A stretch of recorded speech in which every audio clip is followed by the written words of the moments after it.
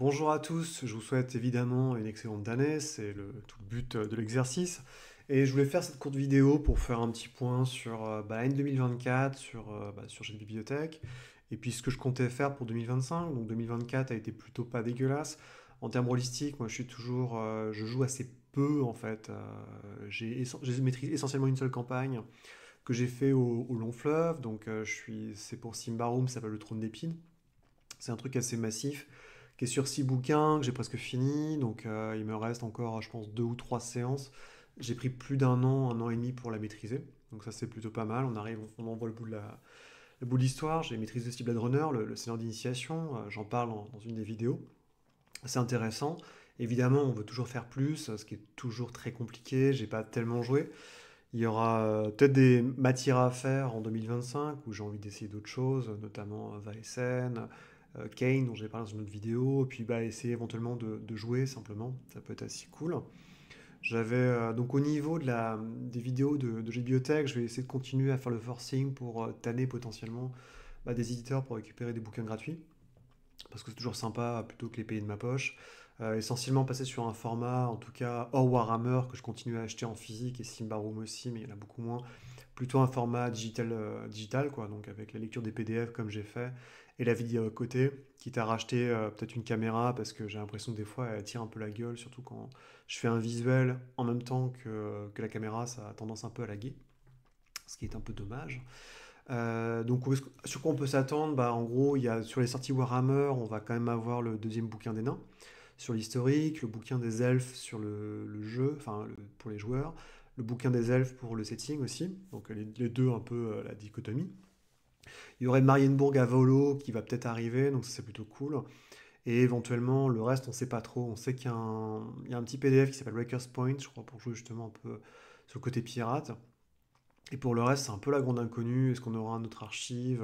Est-ce qu'ils vont déjà réussir à tenir un peu leurs échéances? Parce que c'est vrai qu'il commence à avoir beaucoup de gammes. Il y a The Old World aussi qui attend. On n'a eu aucune réponse. On devait avoir des nouvelles en décembre, donc ils sont pas encore trop loin sur l'échéancier. Mais il n'y a pas trop de nouvelles, quoi. Par contre, on sait que le système sera un peu plus simple, ce sera probablement du D6. Mais sinon, que dalle. Évidemment, au niveau de la VF, c'est bien parce que ça va arriver aussi. Laura Cornu et Tutti Quanti, depuis le temps qu'ils en parlent, ça va aussi débouler. Sur Delta Green, c'est pas mal. J'attends. La dame est un peu occupée, mais de récupérer les PDF parce qu'en fait, ce qu'ils font, ils ont un bon système. C'est qu'ils sortent des petits scénars en PDF et après, ils font une sorte de collection. Donc, il y a une autre collection que je voudrais faire, en fait, enfin, que je voudrais review. Et après ça, il y a une nouvelle sortie en 2025, un truc tout neuf qui est par le mec qui a fait God's Teeth, qui s'appelle Gods, je sais plus si c'est God's Hunt ou God's Law. Enfin, c'est un autre truc un peu avec des 4 scénars différents qui se rejoignent sur une thématique assez similaire. Ça, j'ai très très hâte de voir ça. On sait qu'aussi ils vont faire Black Company, donc la compagnie noire, ils vont l'adapter. C'est Arc System enfin Arc Dream, qui a récupéré les droits et ça sortira en 2025. Donc ça, j'ai vraiment très envie de voir aussi. Vaesen, justement, c'est une game que je découvre un peu, donc je continue un petit peu à lire. Il y a des trucs plutôt pas mal. C'est vrai que je suis un peu matrixé par, comme disent les jeunes, sur Free Liga, parce que je trouve qu'ils font du très très bon boulot. Simbarum, il n'y a aucune info, on sait qu'ils veulent pas arrêter. Et il y a Agrella qui va arriver, mais ça va être un peu mystérieux. Sinon, je sais pas trop, voir. Moi, je reste un petit peu enfin pas aux abois, mais je continue à suivre de très très loin aussi le monde des ténèbres, mais vraiment de très très très loin. Notamment voir ce qu'ils font un peu au niveau des V5. C'est-à-dire que c'est pas forcément mon délire, mais par exemple, Loup-Garou, ils ont fait une proposition qui est un peu différente. Hunter, bon, j'ai pas trop compris le délire, mais par exemple, j'aimerais bien voir ce qu'ils feront avec un mage, potentiellement, si mage passe en V5. Ça pourrait être très intéressant. Il y a beaucoup de choses, évidemment, hein. Sinon, c'est sûr que au niveau Cthulhu, donc on va continuer avec le By Gaslight. Et j'espère qu'il y aura d'autres choses hein, à tester, donc forcément toujours un peu en review. Moi, personnellement, alors c'est encore lointain, mais j'attends beaucoup la version V7 des Montagnes Hallucinées. On sait qu'ils préparent dessus. Il y a 2 ans, Mike Mason, qui est l'un des principaux mecs chez Chaosium, m'avait dit qu'ils étaient encore à 3 ans au moins devant, mais j'espère vraiment parce que quand j'ai vu le travail qu'ils ont fait sur la nouvelle version des Masques du Nyarlathotep, je me dis que faire quelque chose d'équivalent sur les montagnes hallucinées peut vraiment être bénéfique et moi justement ce serait pour moi l'occasion de la maîtriser. Donc je serais très très très à même et très motivés pour faire ça, évidemment. Alors, il n'y a aucune info, hein, donc on va pas non plus pousser. Puis à côté, ils ont Pendragon, ils ont RuneQuest. Donc ils ont beaucoup de choses aussi qui poussent pas mal de tous les côtés. Sinon, d'un point de vue perso, je pensais, c'est un peu le problème en fait, c'est-à-dire que j'ai essayé de monter en 2024 une table de Delta Green sur la région rennaise, et j'ai eu des gens qui m'ont contacté un peu, donc j'étais passé par Opal, qui est très très bien, hein, le site est super bien fait, mais c'est super compliqué parce que des fois j'avais pas les notifs, ou il y a des gens qui me disaient ok, ça me botte, mais en fait, quand j'essayais de réunir tout le monde, ça marchait plus, ou les gens donnaient plus suite. Donc c'est vrai que c'est assez frustrant. Après, c'est un peu une expérience personnelle, mais j'aimerais passer par autre chose que des clubs, mais bon, éventuellement, je pourrais le faire sur une base un peu usuelle.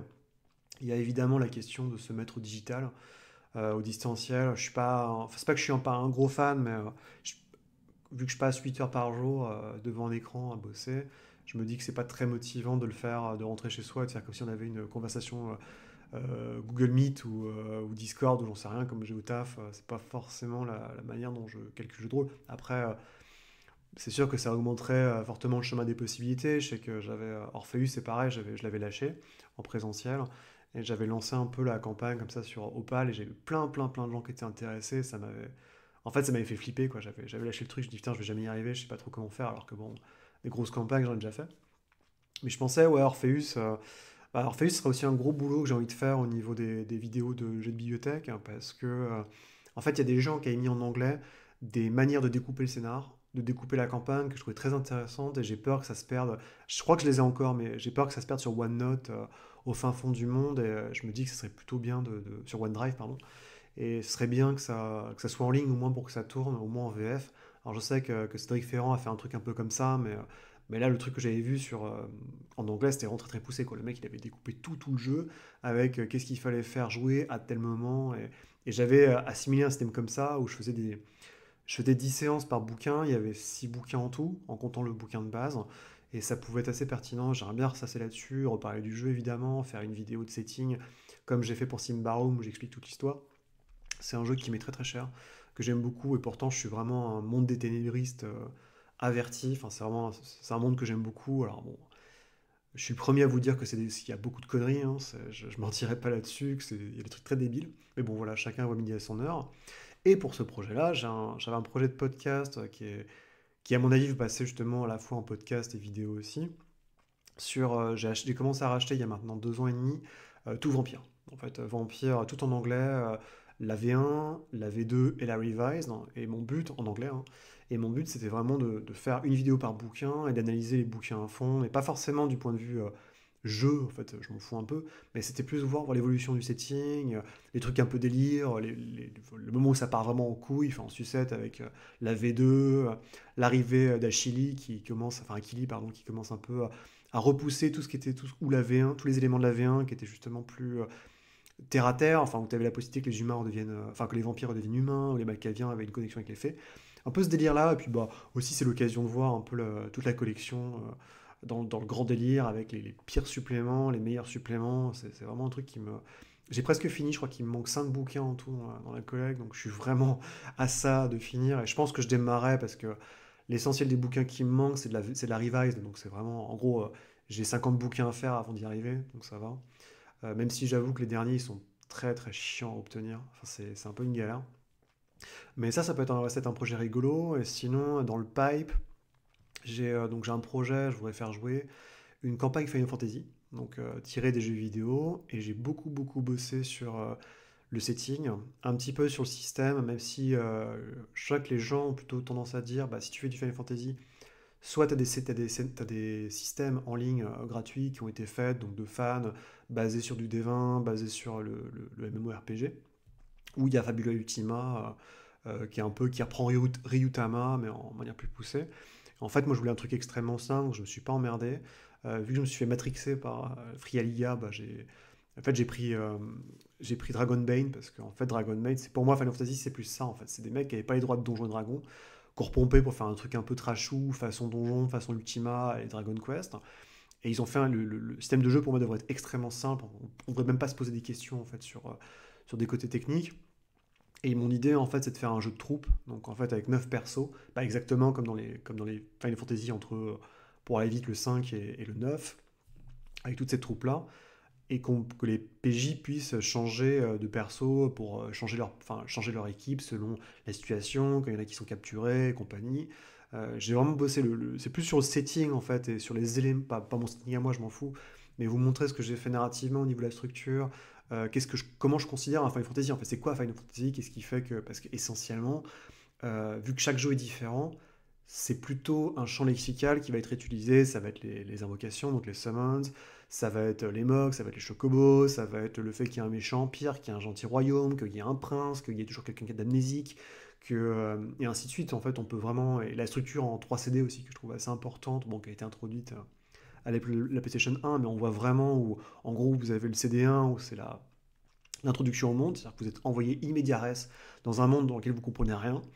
Dans le deuxième monde, dans la deuxième CD, c'est là où shit just get real, où ça commence à partir en sucette, où on arrive vraiment dans le truc. Et CD 3, où généralement c'est plus apocalyptique, on est à la fin du monde, et c'est l'idée de refaire un peu sa team pour aller défoncer le big bad guy. Donc ouais, j'ai pas mal d'idées là-dessus, et je pique un peu tous les clichés à droite à gauche sur je sais pas, 7 ou 8 Final Fantasy, parce que c'était une série dont j'étais assez fan, même si je trouve que c'est un peu... bon, c'est compliqué, quoi. C'est-à-dire que faire un jeu comme ça, à l'époque où on est maintenant, ils étaient tellement sûrs d'avoir une série un peu flagship, comme des gros téléphones mobiles, qui se sont fait couper l'herbe sous le pied par Atlus, par des mecs comme ça, qui ont fait les Persona, et puis ils ont des budgets qui ont explosé, quoi. Et donc c'est sûr que maintenant, à part pour les trentenaires, voire les quarantenaires, Final Fantasy, ça ne peut plus dire grand-chose, quoi. Donc, mais bon, en tout cas, c'est un projet sur lequel j'ai beaucoup bossé. J'aimerais bien faire une petite vidéo pour montrer un petit peu les idées que j'ai eues et comment vous, éventuellement, vous pouvez les exploiter pour votre propre popote personnel. Et je trouve que c'est pas mal. Et puis voilà, je pense qu'en plus, avec les reviews, les suppléments qui vont tomber, les choses comme ça, que ce soit pour Delta Green, que ce soit pour Cthulhu, Vaesen, j'aimerais bien aussi éventuellement, parce que je trouve que je sais pas si j'en ferai beaucoup en jeu, mais en tout cas à lire, c'est très intéressant. J'aimerais bien monter ouais, une table, peut-être pas d'Orpheus, mais un truc aussi un peu plus péchu, un peu qui me tient aussi à cœur. Il y a beaucoup de choses, et je pense qu'à chaque fois que j'arriverai à faire ces choses-là, je ferai comme une sorte de vidéo feedback pour vous donner un peu les éléments de ça. Éventuellement faire des collaborations, j'aimerais bien trouver des gens voilà, sur d'autres vidéos et autres, ou d'autres chaînes qui veulent discuter un peu de tout et de rien en thème avec le jeu de rôle, plutôt c'est mieux. Et puis peut-être éventuellement interviewer des auteurs. Alors moi je suis plutôt anglo-saxon, mais voilà, ça m'intéresse. Je sais que notamment j'avais traduit un article de Graham Davis, et je me dis bah voilà, c'est quand même le monsieur qui a fait la campagne, enfin qui a fait une partie de la campagne impériale, qui a beaucoup bossé pour Warhammer à une époque. Ça peut être intéressant d'avoir son feedback et puis après traduire la vidéo. Enfin c'est pas non plus sorcier. Mais il y a pas mal de petites choses comme ça, je me dis ça peut être assez cool justement en plus pour eux. C'est intéressant d'avoir un mec qui n'est pas forcément anglo-saxon de base, hein, parce qu'on n'a pas, en tant que francophone, on n'a pas forcément les mêmes questions, les mêmes idées, les mêmes approches, et ça permet aussi de vous engager vous en tant que communauté, parce que derrière, vous pouvez poser des questions, et ces questions-là, moi, je peux les donner aux personnes en disant, bah voilà, je sais que je vais avoir une interview avec machin, est-ce que ça vous intéresse? Et puis là, on peut poser des questions, quoi. Donc voilà, encore une fois, je vais vous souhaiter une excellente année 2025. Et puis, je vous dis à très bientôt quoi, pour de nouvelles aventures. Allez, salut!